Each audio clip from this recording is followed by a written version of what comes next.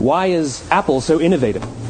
Year after year after year after year, they're more innovative than all their competition. And yet, they're just a computer company. They're just like everyone else.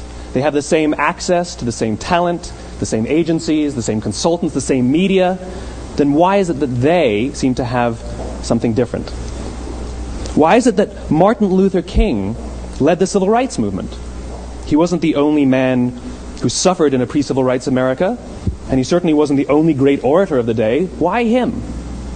And why is it that the Wright brothers were able to figure out controlled powered manned flight when there were certainly other teams who were better qualified, better funded, and they didn't achieve powered manned flight, and the Wright brothers beat them to it? There's something else at play here. About 3.5 years ago, I made a discovery. And this discovery profoundly changed my view on how I thought the world worked, and it even profoundly changed the way in which I operate in it. As it turns out, there's a pattern. As it turns out, all the great and inspiring leaders and organizations in the world, whether it's Apple or Martin Luther King or the Wright brothers, they all think, act, and communicate the exact same way, and it's the complete opposite to everyone else. All I did was codify it. And it's probably the world's simplest idea. Why, how, what? This little idea explains why some organizations and some leaders are able to inspire where others aren't. Very, very few people or organizations know why they do what they do. And by why, I don't mean to make a profit.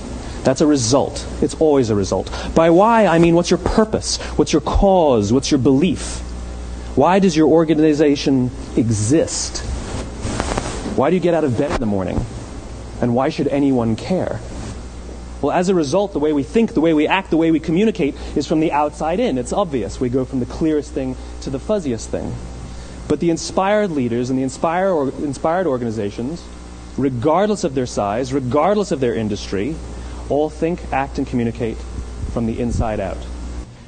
Now let me give you a successful example of the law of diffusion of innovation. In the summer of 1963, 250,000 people showed up on the Mall in Washington to hear Dr. King speak. They sent out no invitations, and there was no website to check the date. How do you do that? Well, Dr. King wasn't the only man in America who was a great orator. He wasn't the only man in America who suffered in a pre-civil rights America. In fact, some of his ideas were bad. But he had a gift. He didn't go around telling people what needed to change in America. He went around and told people what he believed. I believe, I believe, I believe, he told people.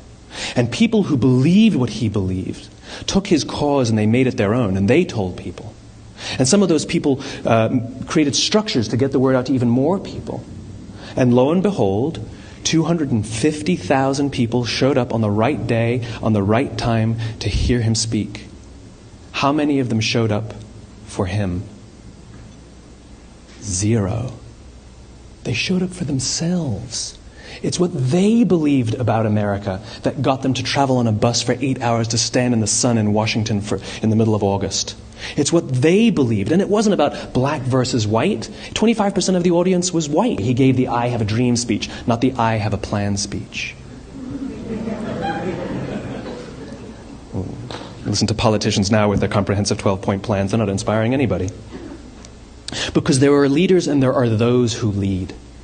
Leaders hold a position of power or authority, but those who lead inspire us.